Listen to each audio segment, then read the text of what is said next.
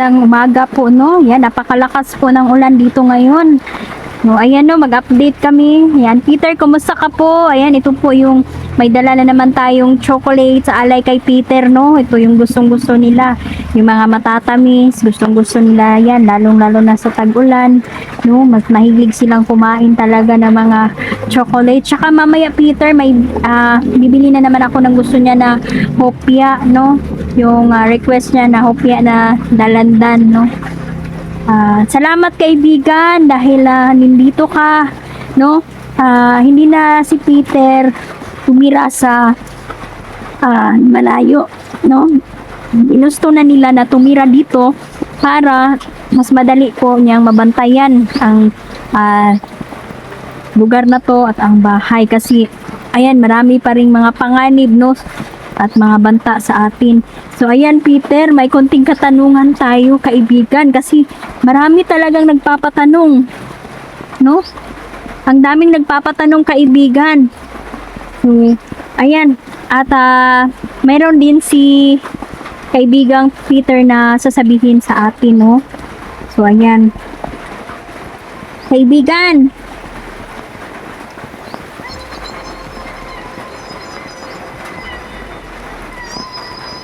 opo, kaibigang Peter. So ayan, no, sabi ni kaibigan na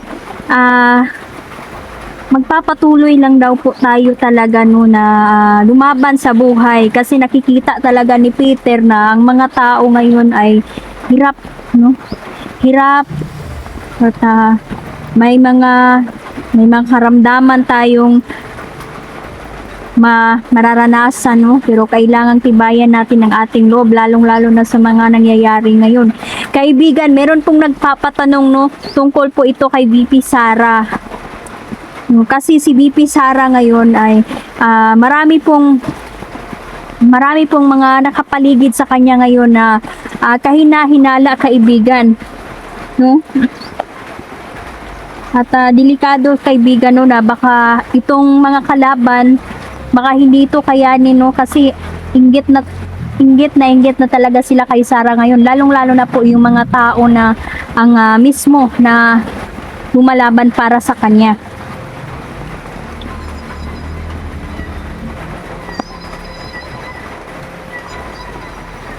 Yan, no? Sabi ni kaibigang Peter na ayan, dagdagan pa, no? Sana dagdagan pa ni VP Sara talaga ang pag-iingat at pagmamasid sa paligid, lalong-lalo na sa arrival niya, no? Dahil sa sitwasyon ngayon, sabi ni kaibigang Peter, nakakatakot, no? Nakakatakot, nandyan lang sa paligid ang mga kalaban. Totoo po yan. Totoo po yan, mga, no? Talagang yung mga kalaban talaga ay hindi talaga lumalayo kay VP Sara, no? May nagpapanggap, sabi ni kaibigang Peter, may nagpapanggap talaga na kunwari isa siya sa mga supporter ng mga Duterte na nakikisa sa mga rally, no? Pero yan po ay isa po pala yung tauhan ng mga sakim na pinadala doon para lang jud maniid, para magmasid. Kaya doble ingat.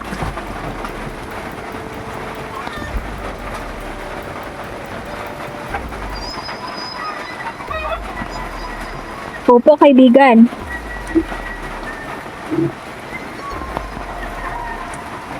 So yan, no? Nakakatakot. Dahil nandyan lang sa paligid ang kalaban, no? Marami pa rin nagnanais na wasakin siya, lalong-lalo na ngayon na marami na pong natuklasan at nagsisilabasan ng mga pinaggagawa na kabulastugan, no, ng mga sakim. At hindi lang ito ang matutuklasan ng lahat, marami pa ang kasunod nito na magsisilabasan at hindi po ito mapipigilan ng mga sakim, no? Wala silang magagawa dahil yung kusa nang lumalabas ang katotohanan, nahihirapan na sila na depensahan ang kanilang sarili.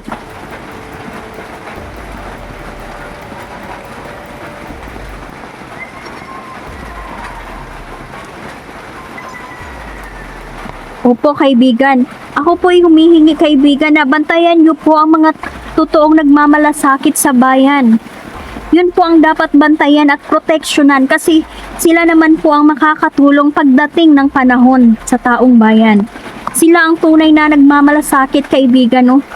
Sa mga mahihirap at taong bayan po, no?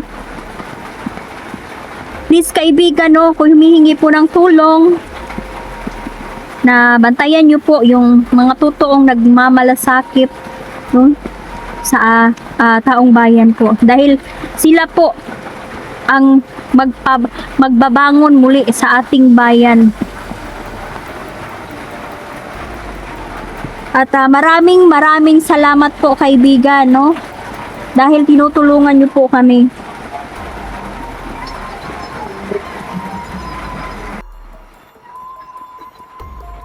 So, ayan, sabi ni Peter, no? Sabi po ni Peter sa atin na patuloy pa rin mag-iingat kasi ang mga utak ng kalaban dahil sa pera talaga, no? Handang pumatay at kumitil ng buhay ang mga sakim na to. Kaya doble ingat pa rin. Ito yung babala ni kaibigang Peter, no? Dahil may mga mangyayari na hindi pa rin inaasahan. So, ayan, salamat, kaibigan, no? Yan. Sabi ni kaibigang Peter, may mangyayari na hindi inaasahan. Ano kaya ito? So, mababalitaan na lang natin ito. Tama yung sinabi ng ating mga kaibigan, no?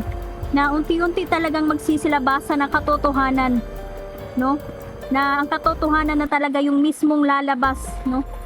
Dahil hindi na ito mapipigilan. Gising na ang mga tao. Tama na ang kanilang ginagawang kabulastugan. Opo, kaibigan. Dahil sabi ni kaibigang Peter, delikado po kung magpapatuloy ang ganitong gawain. Luoy ang mga tao, no? So, sabi ni kaibigan, tungkol po pala kay Tore, no? Kumusta na kaya siya ngayon, kaibigan?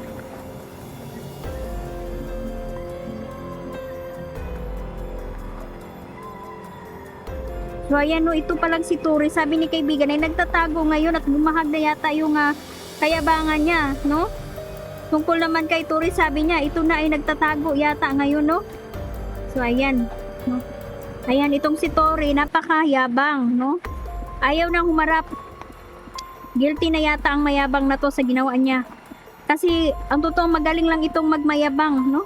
Magaling lang mag-aresto ba? At kahit mali, sinusunod pa rin niya ang gusto niya. Kahit mali, sumusunod pa rin siya sa utos. Walang paninindigan ba? Gusto man niyang sumikat, kaibigang Peter, no? Ngayon, sumikat talaga siya sa mga buzzer.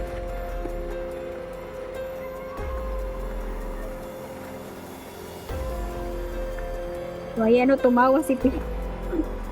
Ayan, sumikat tuloy si Tore sa kanyang pagmamayabang, no? Sikat nga, pero halos buzzer naman lahat. Iilan lang yung mga taong sumasaludo sa taong ito. Dahil ang galit ng taong bayan ay talagang gusto talaga ng mga taong lumpuhin si Tore, no? Galit na talaga ang taong bayan sa kanya. Kaya hindi talaga siya makakatakas, no? Hindi siya makakatakas dahil hindi niya ito maiiwasan. Kahit ayaw, hindi pa siya humarap, talagang tutusa talaga siyang haharap. Dahil kahit anong gawin niya, uusigin pa rin siya.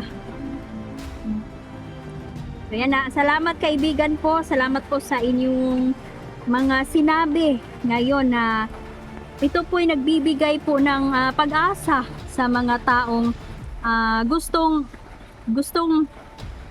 humabas, no? Ang katotohanan talaga para po sa taong bayan. Salamat po. Ayan, no? Maraming salamat po. Napakalakas po ng ulan ngayon. Pipilitin po naming mag-explore ngayon, no? Sana huminto na yung ulan para makapunta na tayo sa bundok. Pero yung motor ko talagang sirang-sira na po talaga, no? Hindi ko na siya mapapaayos kasi lagi lang ako nagpapaayos. So, kay manghits na lang ko. ug motor baka kay Janrel no kikisakay tayo.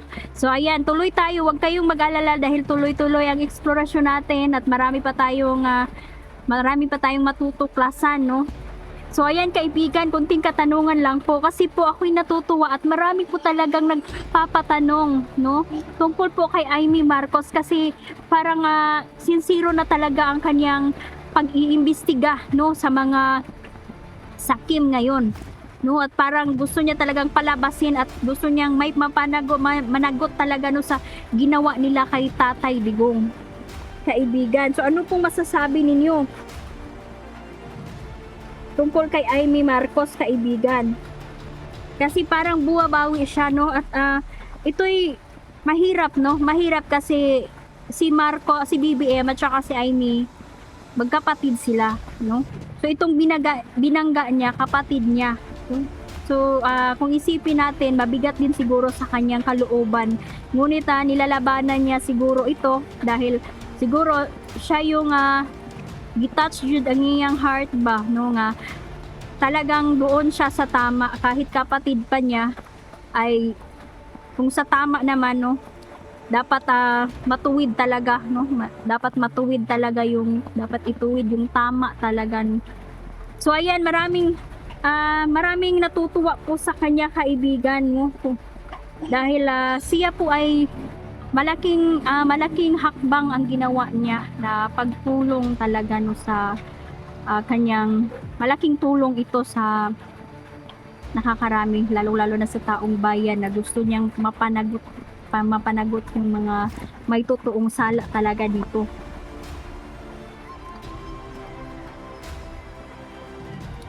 Opo, kaibigan. So ayan no ayan, nakakuha talaga siya ng simpatiya ng tao.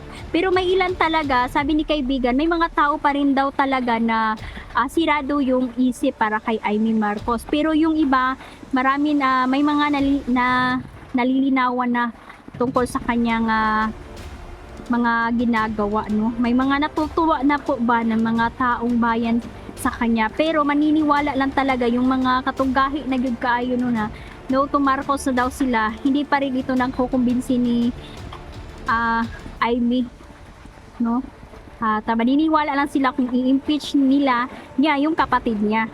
So sana yan yung hinihintay ng taong bayan no na ma-impeach talaga yang si BBM.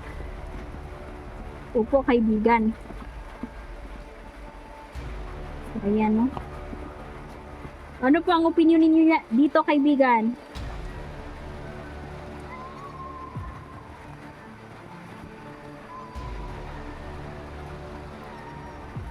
Opo. So ayan no. Kung magpapatuloy ito'y maganda po. Maganda po ang kalalabasan. So kung ipagpatuloy ito ni Imee Marcos, kaibigan, kanang posible ba na kung kaya niyang impeach talaga yung kapatid niya, kaibigan, parang gusto yata no na sabi ni kaibigan na pwede daw baka tatakbo daw itong vice presidente kay Sara no, maging vice presidente siya sa susunod na halalan. So ay yan, kaibigan no, parang may magpaplano na or yung tao na talaga yung gusto na maging vice presidente itong si Marcos, pero siguro malabo na siguro no. So ayan, itatanong pa natin yan sa ating kaibigan na si Peter. So ayan, hanggang dito na lang po muna kasi sobrang lakas po ng ulan.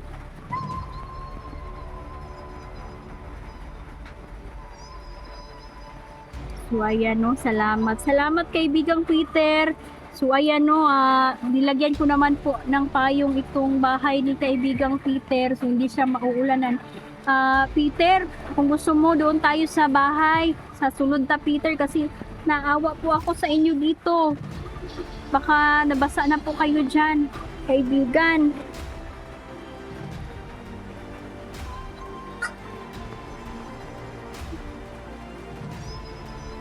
Ayan, sabi ni kaibigang Peter, hindi daw siya nababasa, no, dahil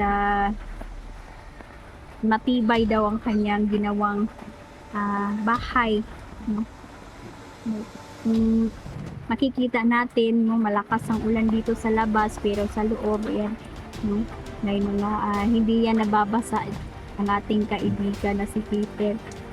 So, ayan, maraming salamat kaibigan. Kainin niyo po ang aking dalang alay. Ayan, maraming salamat. Ikaw po yung mag-bless sa mga tao kaibigan. No? Ako po'y natutuwa kasi habang nag-video ako, meron pong may isang tao po na nakakakita talaga, no, pinapakita siya ni Peter talaga, no, na isang imahe. So ayan, napaka-bless. Ayan, si Peter po ay nagpapasalamat sa iyo. At salamat, no.